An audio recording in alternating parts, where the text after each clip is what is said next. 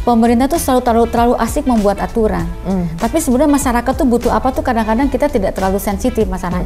Jadi sering sekali antara aturan dengan maunya masyarakat itu ada gap tuh di tengah-tengahnya. Nah, sudah menjadi rahasia umum bahwa pegawai pajak ini oknum-oknumnya punya bisnis konsultan pajak. Saya sebetulnya sedih loh. Jadi saya kan kadang-kadang kan suka baca di sosial media gitu, apa itu ASN itu gitu-gitu aja gitu kan. Tetapi bahwa ada kebutuhan fresh graduate itu juga iya, betul. Terus juga yang selama ini jadi sorotan misalnya ada Kementerian Sultan. Ya kan, tukinnya berlipat-lipat dibandingkan dengan kementerian yang lain.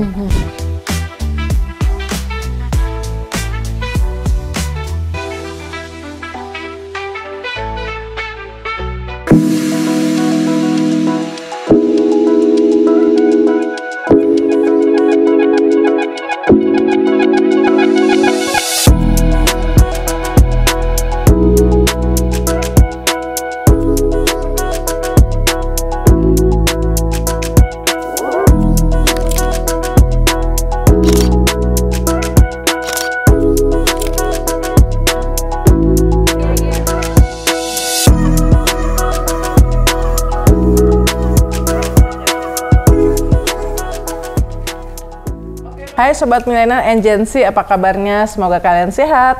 Ketemu lagi dengan saya Uni Lubis di program Ngobrol Seru.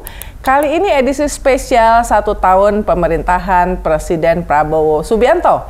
Dan saya sudah bersama dengan narasumber yang tahu banget deh soal pendayagunaan aparatur negara dan reformasi birokrasi, dan juga yang bikin kementerian ini makin menarik tahun-tahun belakangan karena soal digital, transformasi digital di pemerintahan itu ada tupoksinya ada di sini. Jadi terima kasih Bu Menteri Rini Widiantini. Terima kasih, sama-sama. Jadi ini menarik, di antara semuanya kabinetnya Presiden Prabowo ini kayaknya dari segi kepemimpinan kementerian yang transfernya lumayan mulus.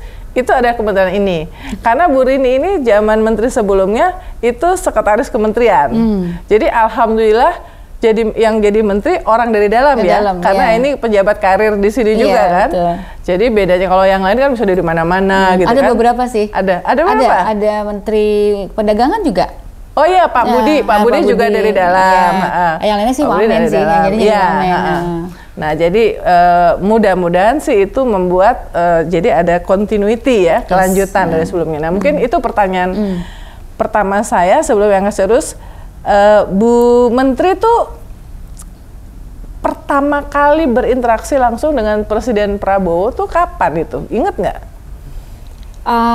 Sebetulnya ini menarik ya, karena saya kan tidak langsung berinteraksi dengan Presiden waktu pertama kali itu, karena pertama kali saya berinteraksi dengan Presiden itu adalah justru pada sidang kabinet pertama.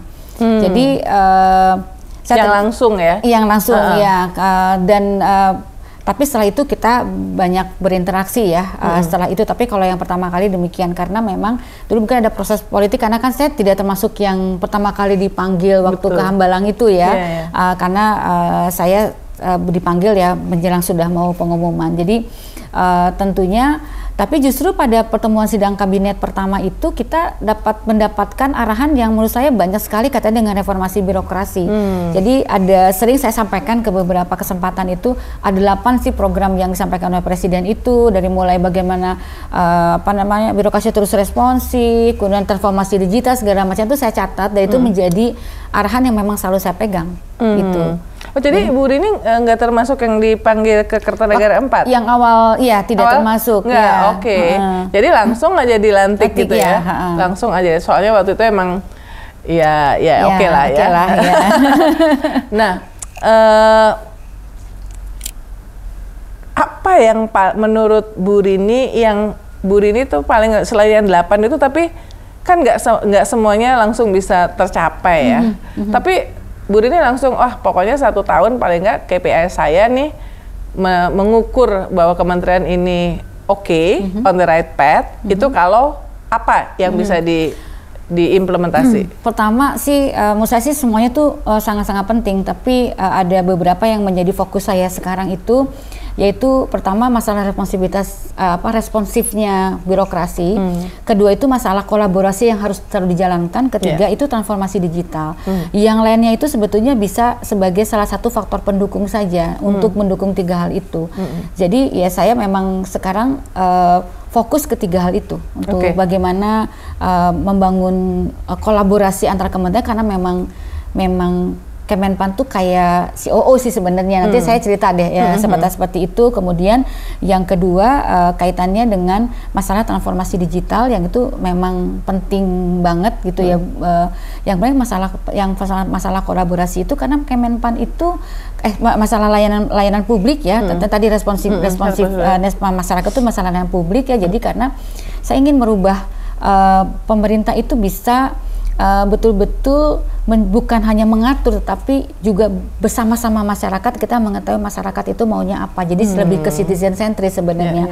Dan ini ke antara digitalisasi sama responsiveness ini. Tapi yang ini tuh nggak bisa jalan kalau tanpa kolaborasi ini. Jadi saya juga mengembangkan beberapa hal bagaimana mengorkestrasi instansi pemerintah itu supaya punya outcome bersama. Jadi bukan outcome-nya Kementerian A, Kementerian B sendiri-sendiri, tapi outcome bersama yang pada ujungnya akan menjadi outcome-nya Bapak Presiden. Jadi memang mengorkestrasi itu menjadi sangat penting. Jadi dari 8 itu menurut saya 3 hal itu. Nah, kalau gitu kita bahas satu-satu, Bu. Yang pertama, responsiveness, jadi citizen centris. KPI-nya apa? Jadi apa yang kemudian diimpus kepada semua kementerian dan lembaga sehingga seperti yang benar-benar berhasil atau on the right path karena 1 tahun. Pertama, kalau kita bicara mengenai masalah responsiveness-nya birokrasi itu, kita harus tahu sebetulnya keinginan masyarakat itu apa. Jadi kadang-kadang kita itu dalam birokrasi itu pemerintah tuh terlalu asik membuat aturan. Tapi sebenarnya masyarakat tuh butuh apa tuh kadang-kadang kita tidak terlalu sensitif masyarakat. Jadi sering sekali antara aturan dengan maunya masyarakat itu ada gap tuh di tengah-tengahnya. Nah, inilah yang kita harus filling the gap-nya ini. Bagaimana caranya? Yaitu tentunya kita memperbaiki layanan-layanan publik. Gitu ya, layanan-layanan publik. Layanan-layanan publik ini tidak akan bisa terjadi kalau tadi kolaborasi dan digitalisasi. Itu. Jadi konkretnya apa, Bu? Nah, jadi, misalnya apakah cukup dengan membuka hotline lewat media sosial, kolom komennya, atau gimana persisnya yang dikembangkan? Jadi kita bicaranya bukan ke aplikasi sebenarnya. Jadi yang paling penting itu tadi dari 3 hal yang tadi itu adalah pertama bahwa kita kan tahu kita harus membuat filling the gap-nya ini. Jadi kita jangan loncat kepada hotline atau jangan loncat dulu ke situ. Apa yang harus dikerjakan oleh pemerintah. Jadi tata kelolanya yang harus diperbaiki. Jadi kalau saya melihatnya ini bagaimana kementerian dan lembaga itu harus saling berinteraksi. Jadi let's say misalnya kasih contoh misalnya tentang perizinan kemudahan berusaha misalnya. Itu kan nggak cuma menteri investasi, tapi kan ada menteri-menteri yang lain, ada menteri ATR, menteri macam-macam. Itu kan tentunya Kemenpan RB harus bisa memetakan siapa yang akan mengerjakan apa, kemudian bagaimana pola kolaborasinya gitu. Kalau Menpan tuh nggak membangun aplikasi, itu tugasnya. Kalau aplikasi nanti tapi yang penting di balik layar itu masyarakat bisa melihat bahwa masyarakat saya maunya saya mendapat layanan seperti ini, artinya pemerintah harus responsif dong. Kalau masyarakat punya ini dengan cara apa? Ya dengan cara kita memperbaiki tata kelola. Jadi di belakang layarnya, jadi masyarakat tuh hanya tahu bahwa yang mereka inginkan mereka dapat, yang mereka itu gitu ya seperti. Tapi sebenarnya banyak hal sih, Jadi untuk tahu apa yang diinginkan oleh masyarakat tuh apa yang dilakukan survei atau apa? Atau memang melihat apa yang terjadi di media apa segala macam? Kita punya model begini Mbak Uni ya. Untuk layanan masyarakat itu saya masih menggunakan yang namanya omnichannel. Omnichannel itu masih layanan dengan model pertama dengan tatap muka, kemudian yang kedua itu dengan kita jemput bola begitu. Kemudian ada juga kita membuat anjungan mandiri, kan ada beberapa seperti itu. Nah, jadi pertama kita membawa layanan itu. Nah, dari situ kita mencoba melihat juga melakukan survei kepuasan masyarakat. Kemudian kita juga Kemenpan RB punya yang namanya SP4 Lapor. Jadi masyarakat itu bisa melaporkan kepada pemerintah apa yang menjadi yang diinginkan seperti apa, dan kita juga langsung interaktif seperti itu gitu. Dari situ sebetulnya jadi kita bisa lihat gitu ya, dan kebetulan ini lebih jauh lagi. Jadi kita kan nggak sembarangan juga. Oh, berarti masyarakat punya, kan kita juga harus ngelihat sebenarnya ketika programnya presiden tadi itu di dalam program-programnya itu kan ada beberapa outcome yang harus disesuaikan gitu. Tapi simpelnya adalah meskipun program sebagus apapun program yang kita laksanakan, kalau dia tidak sesuai dengan yang diinginkan masyarakat, inilah yang kita harus lebih sensitif terhadap itu. Yang makanya birokrasi itu bukan hanya masyarakatnya perlu apa langsung kita kasih, enggak juga, bukan hanya menyelesaikan masalah, tetapi juga kita ingin memastikan bahwa tadi pemerintah juga bisa menjalankan tugasnya, masyarakat juga terpenuhi gitu. Ya, jadi konkretnya sih banyak sih contoh ininya gitu. Tata kelola misalnya pasti jadi concern ya. Saya mungkin mau pakai supaya masyarakat misalnya jadi tahu perspektif Menteri juga. Mungkin yang lagi rame adalah program makan bergizi gratis misalnya, which is itu adalah program unggulan. Mungkin kalau buat kami di Identa melihat ini nomor 1 lah. Meskipun ada sekolah rakyat, tapi ini nomor 1 lah karena penerimanya kan banyak ya, 82,9 juta. Nah, selama ini kan memang hanya dikelola oleh satu lembaga, dalam ini BGN, tapi kemudian banyak masalah. Lalu pulang dari New York, Presiden langsung seri itu 3 rapat, lalu muncullah melibatkan lintas KL ya. Nah, meskipun kita masih menunggu Perpres tata kelola, apakah kira-kira itu yang menggambarkan pentingnya kolaborasi sebetulnya untuk menyukseskan Betul, itu salah satu contohnya. Makanya waktu pembentukan BGN sejak awal kan BGN itu kan sebenarnya dibentuknya masih zamannya pemerintah sebelumnya dan sekarang dilanjutkan. Itu kita sudah memetakan. Pemetaannya itu adalah bagaimana penyelenggaraan pemberian makan, ada 2 hal. Bagaimana penyelenggaraan pemberian makan bergizi itu satu, yang kedua adalah bagaimana membangun ekosistem pendukungnya. Jadi 2 itu yang kita bangun. Jadi kita membantu BGN bagaimana proses bisnis tata kelola di internalnya, dari mulai penyediaan sampai ke evaluasinya itu. Nah, kemudian dari mulai dia harus punya membangun sistem dan sebagainya, itu kita punya step by stepnya gitu. Jadi kita berikan layanan. Yang berikutnya adalah bagaimana membangun ekosistem untuk MBG-nya, ekosistem dukungan untuk MBG. Nah, inilah dari Perpres tata kelola ini gitu ya. Jadi di dalam membangun ekosistem ini tentunya ada 2 hal juga yang mesti disatukan, yaitu bagaimana kita memetakan kementerian lembaga mana saja yang harus berperan dan peran apa saja. Nah, nanti setelah itu mereka harus membangun bisnis proses lagi sesuai dengan ini untuk, jadi memang panjang, dan ini menurut saya hampir setiap program-program presiden itu memang harus diikuti dengan itu, harus seperti itu.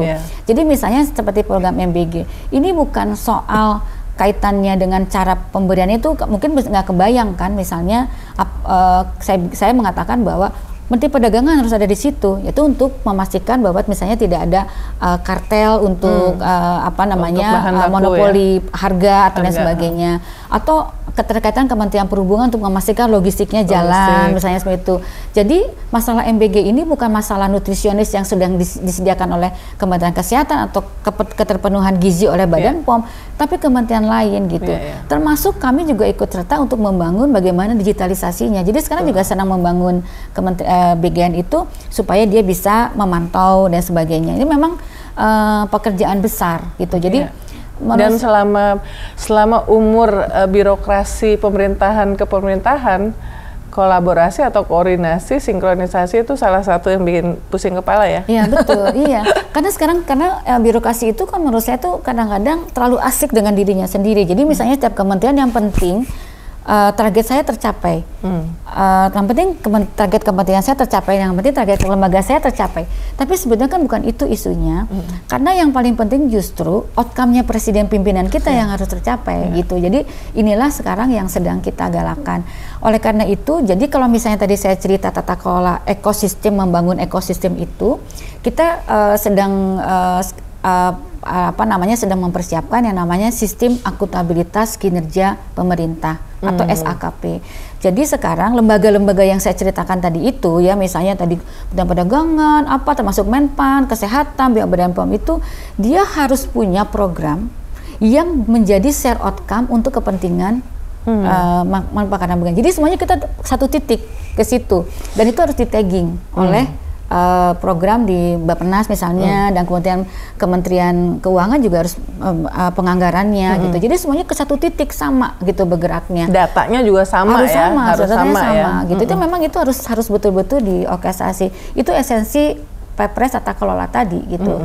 Jadi ini yang Perpres tata kelola ini kan baru bicara siapa mengerjakan apa, tetapi nanti masing-masing kementerian itu wajib untuk menyusun lagi itu. Jadi ada breakdown lagi di each ya. Nah, ini yang jadi kolaborasi. Nah, juga yang sering jadi keluhan itu adalah misalnya kayak kemudahan berinvestasi ya, udah di pusat ada OSS ya, tapi kemudian kan ada bagian-bagian yang dikerjakan oleh daerah dan kewenangannya ada di daerah. Nah, tantangannya gimana tuh satu tahun? Kalau Bu Rini bahkan bisa cerita mungkin 4 tahun, 5 tahun. Jadi ini kan sebenarnya kan kalau yang diinginkan oleh para pengusaha itu cepat, mudah, dan transparan sebenarnya yang diinginkan kemudahan berusaha ini. Jadi sebenarnya bukan soal aplikasi OSS-nya, tapi yang paling penting itu adalah bagaimana menterpadukan kementerian yang terkait dengan OSS ini, karena regulasinya kan sudah ada sudah ada SLA kan, itu sebenarnya regulasinya sudah ada, tapi kan bagaimana memadukan antara kementerian dan lembaga yang ada untuk mensukseskan OSS ini. Jadi yang paling penting itu membangun orkestrasi antara kementerian. Jadi masyarakat kan kayak saya punya pengusaha misalnya, saya mau mengajukan izin berusaha, kan dia nggak ngeliat, oh berarti saya harus ke ATR, oh saya harus ke sini, oh saya harus ke Badan POM, harus kemana, kan nggak ngeliat. Dia taunya kan di satu tempat. Jadi sebetulnya yang sekarang menjadi isu tantangannya itu bagaimana menterpadukan layanan antar kementerian ini, menterpadukan ini, itu sebenarnya lebih ini. Jadi kalau dengan daerahnya gimana Bu? Ya karena sama, kan daerah kan juga. Mereka merasa punya otonomi masih kan? Ya. Sama, harus bersatu padu. Jadi tapi apa pusat bisa ngatur daerah? Oh bisa dong, kalau ini bisa. Jadi kan yang penting tuh bukan masalah mengaturnya. Orang kan sering terjebak gimana sih regulasinya supaya kami, sebenarnya bukan itu. Bagaimana kita mau orkestrasikannya itu. Jadi setiap instansi pemerintah punya peran. Gitu. Jadi jangan sampai mereka juga tertinggal di dalam berperan, dan juga jangan sampai mereka overlapping. Nah, itu sebetulnya sih orkestrasi itu. Back office tuh lebih penting daripada di depannya itu. Gitu. Nah, yang ketiga reformasi, dan memang sebetulnya reformasi birokrasi itu one of the biggest challenge ya. Selalu orang mengatakan setiap kali sampai to the point sama masyarakat itu udah ngerasa nggak bakal kejadian. Karena mereka melihat dari pemerintahan ke pemerintahan 40 tahun terakhir, tetap aja itu cuman jargon aja ya. Dan di era Pak Prabowo ini kan kalau mau kita hubungkan, Pak Prabowo tuh misalnya concern banget pemberantasan korupsi. Makanya reformasi birokrasi penting sekali ya. Nah ini gimana 1 tahun ini menurut Bu Menteri? Pertama tentunya kan tadi seperti saya sampaikan, kalau kita sedang memperbaiki tata kelola pemerintahan, termasuk bagaimana kita untuk mencegah korupsi. Jadi kita dalam reform, dalam kaitannya dengan pencegahan korupsi itu ya Mbak Uni ya, kita itu kan seringkali kalau pengawasan itu lebih banyak ke masalah administratif, tapi sebetulnya kita menginginkan pencegahan korupsi itu harus didesain, Mbak. Harus betul-betul didesain gitu. Kenapa? Jadi bukan sekedar regulasi aja. Jadi memang harus dari awal. Oleh karena itu transformasi digital itu menjadi salah satu bagian bagaimana kita membuat transparansi. Tuh. Makanya saya tadi bilang dalam setiap pengambilan keputusan itu tentunya kita harus dibuat satu bisnis proses yang baik, kemudian kita bisa digitalisasi. Jadi setiap action itu punya trace-nya, ada digital trace-nya, bahkan bisa dilihat itu. Jadi kita melihat bahwa itu yang harus dilakukan oleh semua KL. Iya, kalau tapi apakah semua udah terjadi? Kita sedang siapkan sih. Okay. Jadi kita punya beberapa program dengan KPK, itu Stranas PK. Kan nggak semua kita bisa langsung kerjakan semua ya, seperti itu ya. Jadi ada reformasi yang kita buat lebih tematik gitu ya, misalnya pengentasan kemiskinan, layanan semuanya kita bikin lebih tematik. Mungkin pernah dengar ya Pak Anas dulu pernah cerita dan saya lanjutkan. Menurut saya itu adalah suatu program yang baik karena buat saya tidak berarti bahwa saya menggantikan menteri yang lama terus bikin yang baru. Buat saya kalau ada yang bagus kita akan teruskan, akan kita perkuat begitu karena fondasi reformasi harus jalan. Balik lagi ke cerita korupsi ini, kita bersama-sama dengan KPK dan bersama-sama dengan KSP, itu ada yang namanya Stranas PK terhadap isu-isu tertentu dan kita jaga betul. Menpan punya memastikan ada tata kelolanya, kemudian juga KPK ada tugasnya lain sebagainya gitu. Itu kita lakukan. Nah, reformasi birokrasi ini kan juga yang penting itu adalah ASN-nya ya. Nah, gini, saya nggak tahu apakah, makanya saya konfirmasi supaya tidak tidak berprasangka buruk ya. Terima image yang terjadi yang namanya ASN nyampe di kantor jam 8 baca-baca, kalau dulu baca koran, ngopi, ngeteh, terus kalau sekarang baca digital ya kan, udah, terus nanti jam 11 sudah mikirin makan siang di mana nih, apa nih ya, makan siang, nanti jam 1.30 baru balik, terus jam 4 udah siap-siap. Nah, sedemikian sehingga produktivitas, hasil, kadang kita bandingin sama swasta nih jadinya kan. Nah, sekarang seperti apa ASN ini? Mbak, itu kalau cerita kayak seperti itu tuh saya sebetulnya sedih loh. Jadi saya kan kadang-kadang kan suka baca di sosial media gitu, apa itu ASN itu gitu-gitu aja gitu kan. Waktu saya mengeluarkan kebijakan mengenai flexible working arrangement, wah dari semakin malas aja itu, ada banyak lah cerita seperti itu. Tapi ya saya kalau boleh cerita ya, sebenarnya ASN sekarang itu jauh lebih baik karena mereka itu sekarang bekerja itu bukan sekedar untuk memenuhi targetnya saja begitu ya, atau sekedar bekerja, tetapi dia juga bekerja karena memang ingin memastikan ada impact-nya kepada masyarakat. Ini saya mengatakan ini karena apa? Karena kita sudah mentransformasikan tata cara penilaian kinerja untuk ASN, terutama untuk produktivitasnya. Jadi penilaian untuk ASN itu bukan lagi penilaian dia sebagai ASN gitu, tetapi dia target kinerja dia itu harus sejalan dengan target organisasi. Jadi percuma nilai kita bagus tapi capaian organisasinya tidak tercapai, kan tuh banyak tuh. Itu kita sudah bangun sistemnya. Jadi kami bersama-sama dengan BKN kita membangun secara digital apakah target organisasi itu tercapai atau tidak gitu. Kalau misalnya target organisasinya tidak tercapai, berarti dia tidak bekerja dengan baik dong, seperti itu. Nah, setelah itu, selain kita melakukan target organisasi juga, kita memperkenalkan yang namanya ada core value ASN dengan tagline, dengan value employee brandingnya itu ada bangga melayani bangsa. Jadi nggak boleh lagi ada ASN itu beda-beda value-nya. Jadi itu udah ada di undang-undang ASN. Jadi undang-undang ASN sudah ngatur ininya. Jadi bangga melayani bangsa. Kita ingin menanamkan bahwa melayani itu kita membangun kebanggaan. Selain nilai-nilai yang saya bilang bahwa nilai output kinerja, kemudian juga bagaimana kaitannya dengan berbanding lurus dengan target organisasi, ada satu lagi yang kita nilai yaitu masalah attitude. Masalah attitude itu juga perilaku itu juga menjadi salah satu penilaian. Yang menarik Mbak Uni, tahun waktu saya baru ini saya concern sekali tentang konflik of interest. Jadi saya sudah mengeluarkan Permenpan nomor 17 tahun 2024 itu tentang konflik of interest.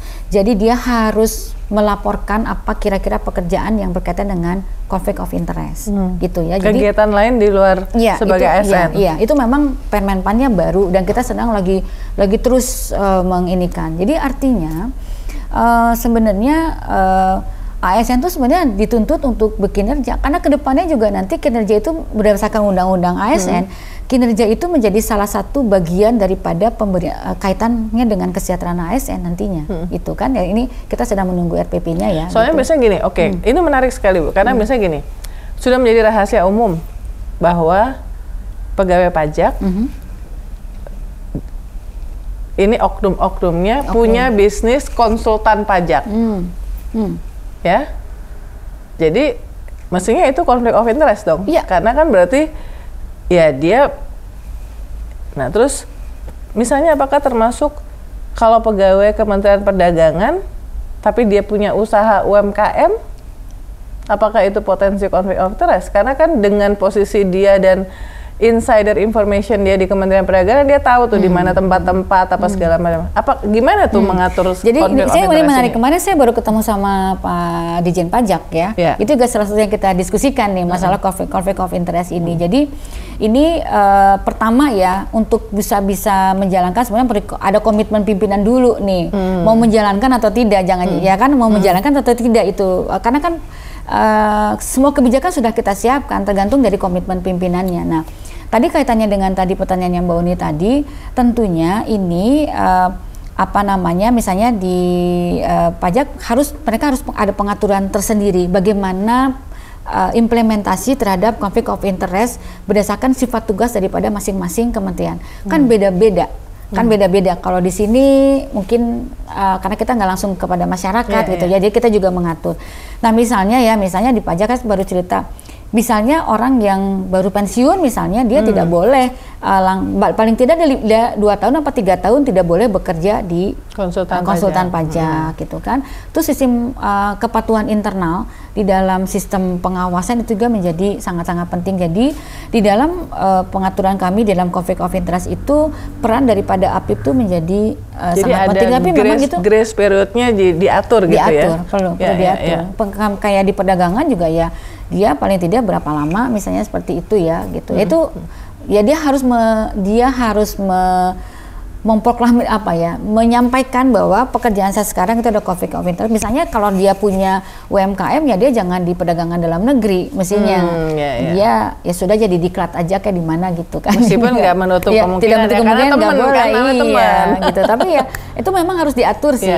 Jadi itu saya hanya ingin memastikan bahwa setiap ASN atau birokrat itu di dalam menjalankan tugas itu harus bebas konflik of interest. Gitu. Presiden ada pernah special address nggak soal bahwa ASN nggak boleh konflik of interest ini? Iya, ada sering sekali yang menyampaikan. Itulah mengapa, karena Presiden mengatakan ingin birokrasi yang lebih transparan, punya integritas, gitu kan. Itulah mengapa saya mendorong saya untuk menyusun itu, gitu. Dan Indonesia itu termasuk dari sekian baru sedikit negara yang punya pengaturan mengenai konflik of interest. Menarik karena kemarin di Forbes Forum kan Presiden mengatakan bahwa ponakan saya, keluarga saya aja saya larang untuk masuk dalam yang bisnis ke KL, pemerintah apa segala macam ya. Jadi, itu salah satu bagian dari itu. Ya makanya saya segera mengeluarkan aturan itu bagaimana tata caranya untuk setiap instansi concern terhadap konflik of interest. Nah, ada satu lagi yang juga selama ini kayak menjadi kayak semacam stigma ya. ASN itu susah dipecat, ya. Dan ini sebenarnya keluhan dari teman-teman ibu juga, menteri wamen yang datang dari luar nih, bukan dari birokrasi, bahkan pimpinan-pimpinan BUMN yang datang dari swasta. Kalau di swasta itu kan kalau performanya nggak bagus, udah melalui sebuah proses sesuai dengan undang-undang ketenagakerjaan ya ujungnya bisa diberhentikan gitu. Tapi kalau di ASN ini kalau tidak perform dipindahin ke bagian yang lain. Sehingga sebenarnya kan itu memindahkan masalah karena nggak bisa dipecat. Nah itu gimana Bu? Kan ada level-levelnya, Bu Uni, dipecat itu. Kalau dipecat itu kan diberhentikan dengan tidak hormat kalau dia memang ada unsur kecuali pidana. Kalau kriminal, itu kan beda kecuali lagi. Kalau unsur pidana. Kalau dia tuh tidak perform, itu sebetulnya kan kita sudah punya sistem dengan sistem penilaian kinerja, punya SKP-nya kan, ada setiap pegawai itu akan dinilai oleh pimpinannya. Itu kan berkala, Mbak Uni. Jadi per 3 bulan itu pimpinan dia harus jujur, jangan merasa tidak enak, jadi udah dibikin nilainya bagus gitu. Kalau dia itu nilainya baik, terus tiba-tiba dipecat misalnya, atau tiba-tiba dialihkan, ya kan kita juga harus mempertanyakan gitu kan. Karena kan di dalam sistem merit itu, yang paling penting itu dia kompetensi, pengalaman kerja, dan kualitas pekerjaannya gitu kan. Jadi itu kan diatur dalam undang-undang ASN gitu. Jadi tidak bisa memindahkan begitu saja, karena memang harus ada prosesnya. Jadi penilaian kinerja per 3 bulan, jadi per 3 bulanan, bahkan kalau dulu tidak boleh di dalam ada PP kita, PP 11 itu mengatur bahwa pemindahan itu 2 tahun. Tapi sekarang kita sudah mengeluarkan peraturan bahwa 1 tahun juga boleh, tetapi dengan penilaian yang jelas. Jadi saya juga sering bertanya, Bu, kami boleh nggak ini? Ya kalau memindahkan boleh, tapi terserah aja, kalau memang nilainya buruk sekali ya sudah dipindahkan saja. Tapi kalau misalnya tidak jelas ya jangan ujuk-ujuk main dipindahkan begitu. Kalau pecat kan urusan lain, Mbak Uni ya, itu beda lagi karena ada masalah disiplin di situ gitu. Ya. Nah ini kan IDN Times ini kan audiensnya millennial and Gen Z ya. Di kalangan Gen Z terutama, karena Gen Z ini 70 juta nih Bu Menteri ya. Jadi the biggest group of Indonesia demografi. Dan di berbagai negara kita lihat belakang ini Gen Z yang menjadi lokomotif perubahan politik sampai bisa menjatuhkan perdana menteri apa segala macam. Sekarang Madagaskar sama Maroko lagi seru, Nepal udah berhasil. Nah, Gen Z ini selalu ngerasa bahwa buat mereka, generasi mereka itu susah untuk masuk ke ASN karena ada yang namanya ordal, ya. Itu ada keluhan. Ordal, kalau nggak pakai ordal, nggak bisa jadi ASN. Padahal menurut survei Indonesia Millennial Gen Z Report yang kami lakukan tiap tahun, terutama sesudah pandemi, orang tua itu pengen anaknya tuh ASN karena waktu pandemi berasa di swasta tuh nggak secure, karena banyak yang bisnisnya jadi drop gitu ya. Jadi yang udah wah kamu ngelamar ASN aja deh gitu ya. Lebih secure gitu lebih secure gitu kan, mau ada apapun tetap gajian gitu kan. Tapi ada order. Nah gimana nih concern Menpan terhadap fenomena ordal ini? Apakah ada upaya untuk membuat ini tidak berjalan? Ya ini sebenarnya Mbak Uni ya, ini tuh kan untuk rekrutmen ASN itu sudah sejak tahun berapa ya, itu kita sudah menggunakan rekrutmen yang sangat terbuka dan transparan, terutama untuk para CPNS gitu ya. Jadi tidak ada yang bisa menolong ini. Jadi kita menggunakan computer assist system. Jadi orang itu tes ketat sekali ya, mau masuknya juga ketat. Terus nanti dia antara sebelahnya itu juga tidak akan tidak bisa lihat soalnya kan berbeda, dan orang tua yang nunggu di luar pun sudah bisa lihat hasilnya anaknya. Jadi begitu selesai dia kalau sudah tahu apakah dia sudah masuk passing grade atau tidak. Sedemikian terbuka itu gitu ya. Jadi dengan model-model seperti ini, mohon maaf nih banyak juga pejabat-pejabat yang anaknya pun nggak bisa masuk, bahkan ya saya nggak enak ya kalau mau ininya, tapi ada beberapa. Tapi ada yang minta tolong gitu ya? Bukan. Tidak ada yang, kalau minta tolong kan nggak bisa, kan terbuka, di YouTube dibuka. Ya. Mau masuk kan nggak bisa, masyarakat udah tahu, karena kan hasilnya semuanya saling tahu gitu saling tahu. Jadi dia ranking berapa, atasnya siapa, bawahnya siapa, dia udah tahu. Nggak tiba. Kalau kita mau masukkan dia bisa turun kan rankingnya, dia akan catat. Jadi begitu keluar dia harus mencatat dia tuh ada di rank berapa gitu. Tapi kan nanti akan digabungkan. Ini kan langsung seluruh Indonesia tesnya itu serentak seperti itu gitu.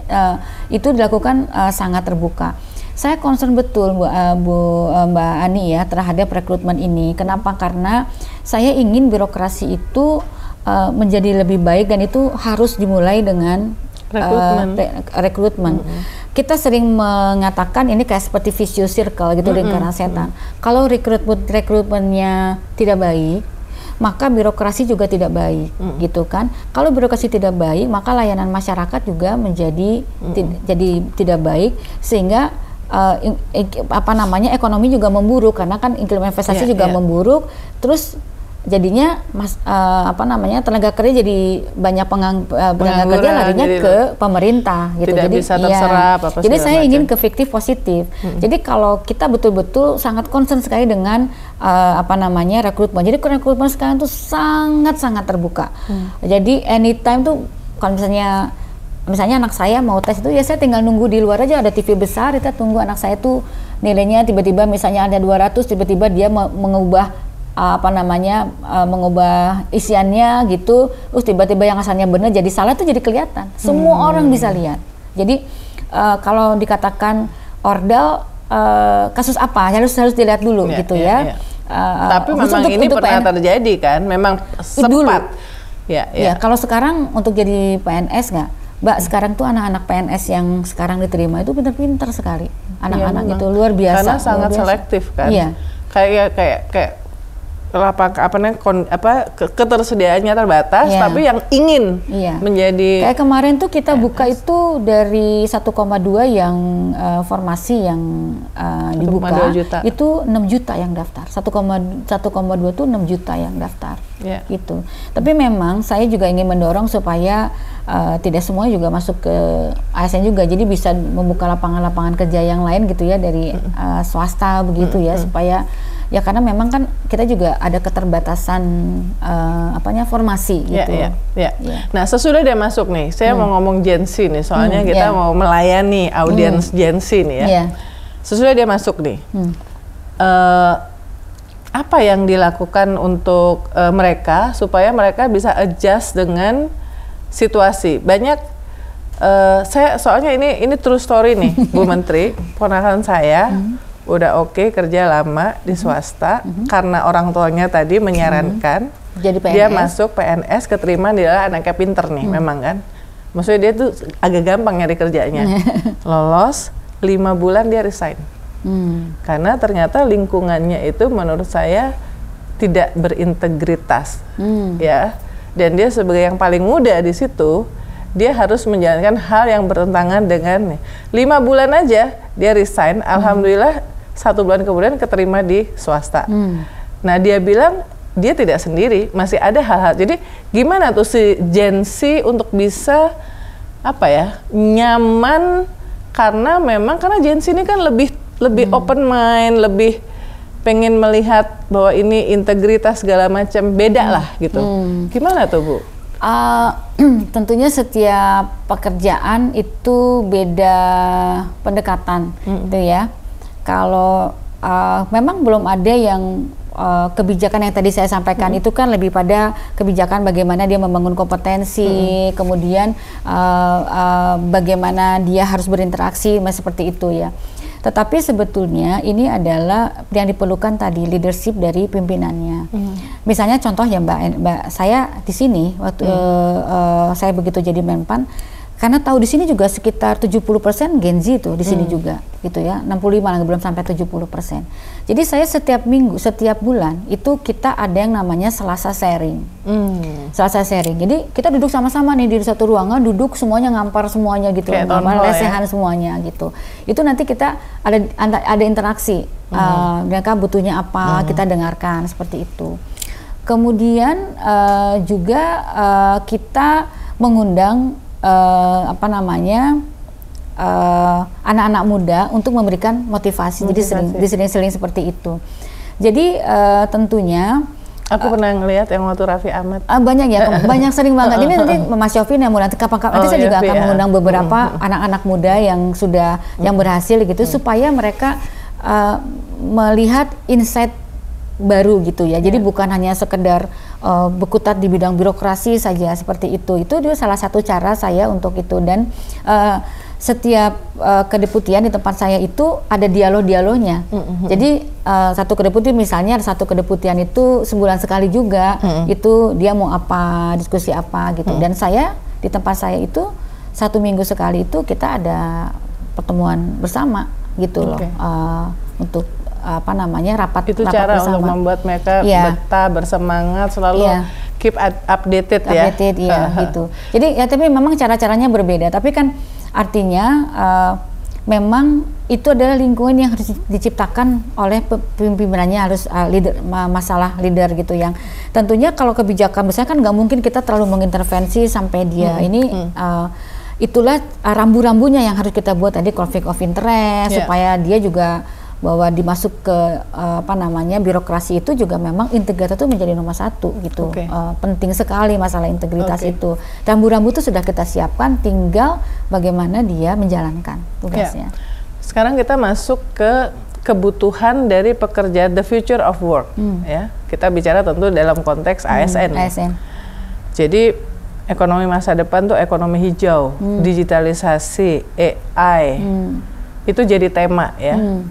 Nah, apakah itu kemudian ada sebuah kebijakan di lingkungan ASN ini yang memastikan bahwa terutama seluruh ASN, apalagi yang muda-muda ini, itu well equipped dengan tantangan kebutuhan ekonomi, sebenarnya udah bukan masa depan lagi, masa sekarang sebetulnya. Jadi pertama tentunya kita di dalam mengisi formasi untuk ASN itu kan nggak sembarangan, saya butuh sekian, itu ada hitungannya Mbak, ada hitungannya, dan ngitungnya juga nggak cuma ngitung, saya perlu sarjana hukum, saya perlu sarjana ekonomi, nggak gitu juga. Jadi memang nanti kita harus dilihat dari analisis beban kerja juga, analis jabatan dan analis beban kerjanya.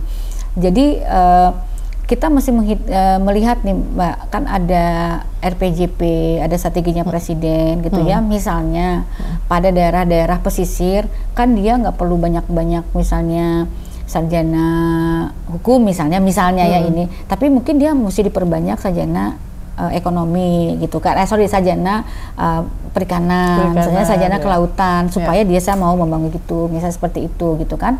Nah misalnya kalau Kementerian Perdagangan tadi kita mungkin lebih banyak orang-orang ekonomi kan gitu ya, jadi harus betul-betul diperhitungkan, jadi nggak bisa kita itu langsung. Jadi itu menjadi pertimbangan waktu menerima ya, rekrutmen ya? Oh iya, harus dengan itu kan mereka mengajukan ke kita, kita cek sebetulnya strateginya apa, jadi nggak bisa ujuk-ujuk Kementerian A, saya butuhnya 3.000 gitu kan, ini, nanti kita cek dari program dia 5 tahunan, programnya kata apa sih yang kadang-kadang juga kita langsung ini kan nggak dibutuhkan, jadi formasi itu kita hold dulu gitu, jangan diutamakan dulu gitu. Jadi memang ini membuka formasi ini harus betul-betul disesuaikan dengan strategi pembangunan.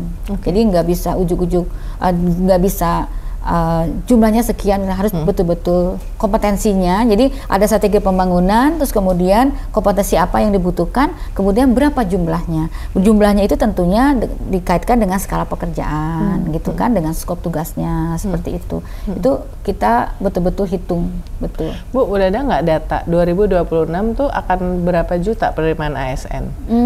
Karena kan misalnya gini, kayak misalnya militer nih, militer kan Pak Prabowo akan membangun batalion di 514 kabupaten kota. Terus saya nggak tahu yang program-program yang lainnya. Nah, apakah memang akan ada ekspansi atau penambahan jumlah ASN atau efektivitas dari yang ada atau gimana? Nah ini kan menarik karena kita tahun 2024 tuh baru rekrutmen paling besar. Itu 1,2 juta itu gitu, tapi memang paling banyak untuk P3K, tapi ASN sendiri kita buka sebenarnya sekitar 600, tapi yang masuk sekitar 180, karena kan susah sekali itu menjadi PNS itu. Nah sekarang kan kita baru ada perubahan organisasi nih kementerian, itu memang harus dihitung lagi. Harus dihitung lagi, tadi strateginya masing-masing saya harus tahu dulu gitu.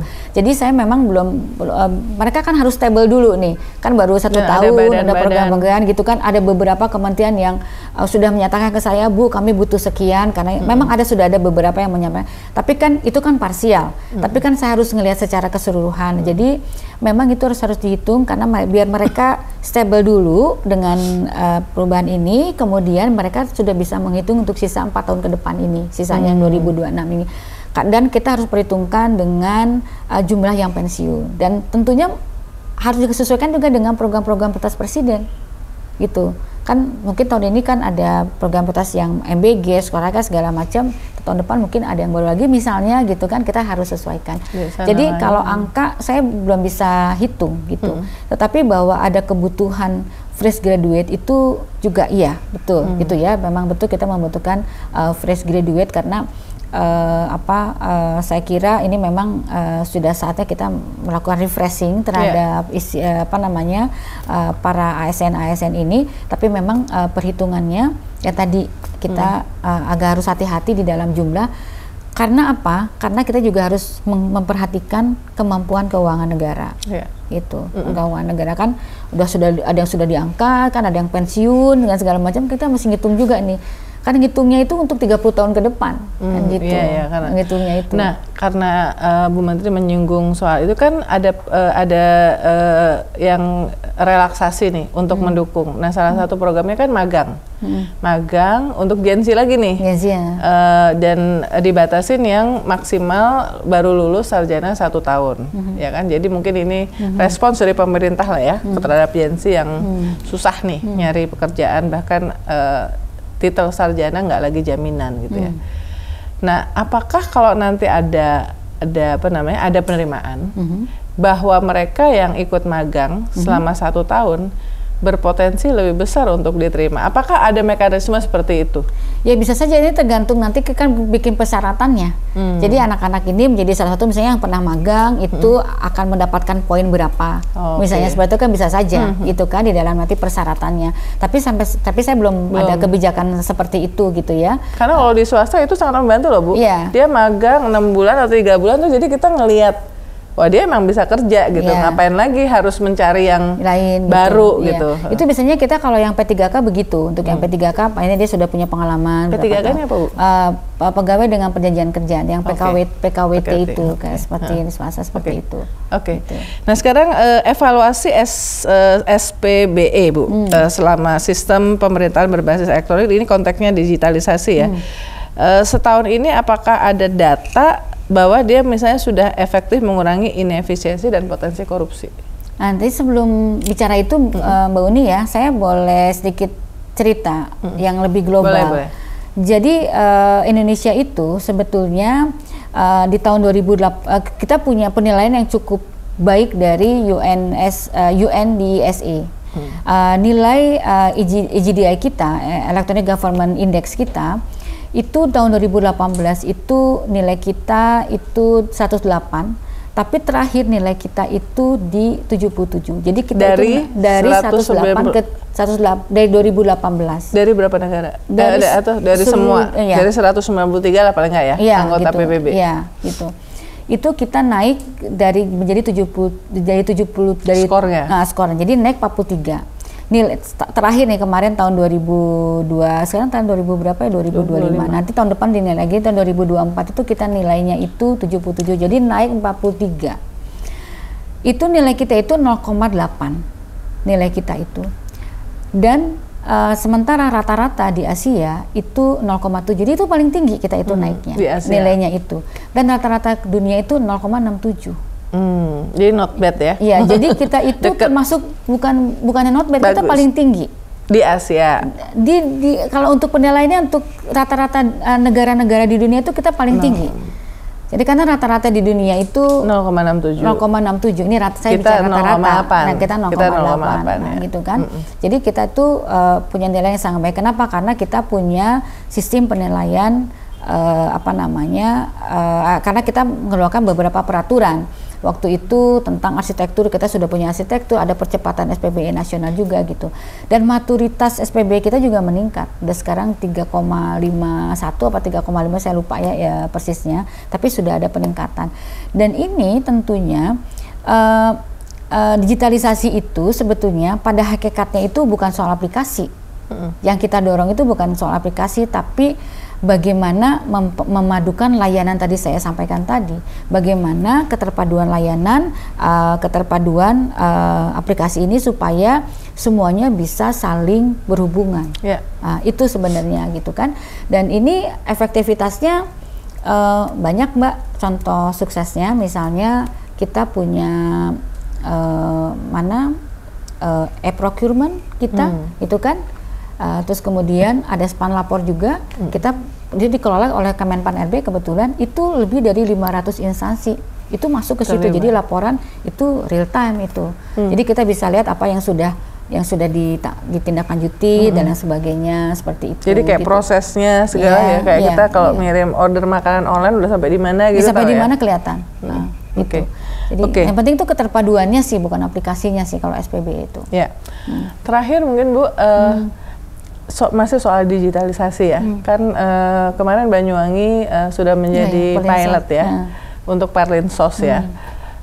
Seberapa signifikan ini untuk benar-benar membuat sebuah transformasi digital? Jadi pertama tujuan utamanya itu adalah Perlinsos ini agar supaya bantuan dari pemerintah itu tepat sasaran. Jadi kemarin kita dibantu dengan PKH untuk melakukan pendataan melalui sistem yang sudah dibangun, karena kan sekarang ada komite transformasi digital pemerintah yang ketuanya Pak Luhut, kemudian saya dan Bu Mutia kebetulan menjadi wakil ketuanya. Jadi kita punya pendekatan kita itu adalah pendekatan dengan pendekatan DPI, Digital Public Infrastructure. Jadi keterpaduannya dari mulai digital ID sampai kemudian data exchange-nya. Nah di dua ini yang paling penting, nanti kebetulan nanti setelah itu baru digital payment-nya ya. Nah ini kan kita baru bicara di dua ini. Jadi memang Banyuwangi itu case-nya untuk Perlinsos itu pendekatannya kepada use case dulu, karena kan kita mau memadukan tadi bagaimana digital ID dengan data exchange. Nah kasus Banyuwangi ini nanti jadi para PKH kita membuat satu aplikasi untuk memasukkan data-data ya, bahwa jadi kita bisa cari. Kalau dulu kan kalau dulu Mbak Uni ya, kalau mau mendapatkan Perlinsos begitu kan harus ke RT dulu, ke ini dulu. Nah ini dengan aplikasi ini yang kita mau bangun itu yang Kemsos ya sebetulnya yang bangunnya itu, kita masyarakat bisa langsung mendaftarkan diri gitu ya. Nah nanti di situ datanya sudah mulai terpadu. Jadi data dari Datasen punyanya BPS, data dari punyanya Kementerian Dalam Negeri, dari punyanya Kesehatan, semuanya dari yang kaitannya dengan itu sudah. Jadi nanti dari situ bisa dicek apakah orang itu pernah mendapatkan apa saja gitu. Jadi ini untuk memastikan bahwa betul-betul tepat sasaran. Jadi waktu uji coba kemarin itu sudah 300.000 orang sudah terdaftar, itu dalam waktu 1 minggu lah gitu ya, sudah cepat sekali kita ini ya, cepat ya. Satu lagi. Boleh. Jadi ASN kita kan lagi efisiensi anggaran. Tapi ASN sebagaimana manusia biasa selalu ingin mendapatkan kesejahteraan yang lebih. Gimana ya menyeimbangkan kepentingan itu? Terus juga yang selama ini jadi sorotan, misalnya ada Kementerian Sultan, ya kan, tukinnya berlipat-lipat dibandingkan dengan kementerian yang lain. Nah, apakah sebenarnya itu dimungkinkan seolah-olah satu kementerian ini lebih penting dari kementerian yang lain, padahal maksudnya kan semua kementerian dan lembaga itu sama pentingnya. Nah, sebetulnya sistem kita itu untuk penentuan kesejahteraan segala macam itu apa boleh misalnya ada satu lembaga yang gua ngatur sendiri deh. Ya kan, jadi karena ternyata kan kalau tujuannya adalah untuk memberantas korupsi, mengurangi, nggak jaminan juga, karena at the end of the day itu tergantung kepada masing-masing individunya ya, dan penegakan disiplin di dalam unit itu. Itu Bu, pertanyaan ini mewakili pertanyaan netizen. Jadi ASN kali ya, penasaran. Kementerian Sultan. Jadi Mbak Uni, Undang-Undang Nomor 20 kan memang sudah mengatur bahwa untuk kesejahteraan ASN itu akan dikaitkan dengan kinerja. Jadi supaya kelihatan bahwa memang itu adalah bagian daripada motivasi untuk para ASN.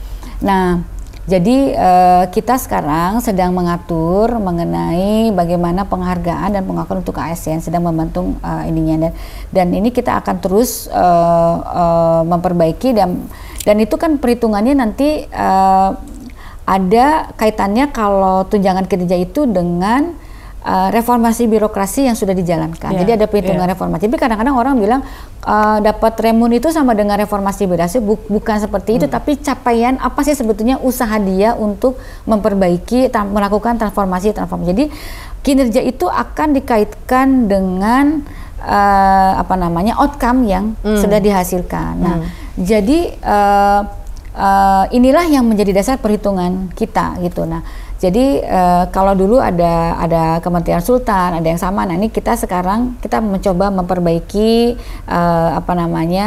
penghasilannya. Tetapi yang paling penting daripada penghasilan ini adalah bagaimana kita mengkaitkan kinerja individu dengan kinerja organisasi tadi, bagaimana dia melakukan transformasi. Cara menghitungnya itu ya dengan seberapa reform kementerian itu. Tapi bukan berarti misalnya kementerian atau lembaga yang sudah itu lebih reform, nanti kita akan melakukan evaluasi kembali. Kalau kan ada RPP-nya kan kita sedang siapkan. Oke. Terima kasih ya Bu Menteri. Sebetulnya ini 1 jam nggak cukup. Banyak banget yang bisa digali dari kementerian ini ya, karena misalnya isu digital segala macam tuh sangat menarik. Tapi mudah-mudahan ini bukan kesempatan yang pertama dan terakhir. Dan kita akan akhiri dulu ngobrol seru edisi spesial 1 tahun pemerintahan Presiden Prabowo bersama Menteri Pendayagunaan Aparatur Negara dan Reformasi Birokrasi Ibu Rini Widiantini. Sampai ketemu di ngobrol seru berikutnya. Salam.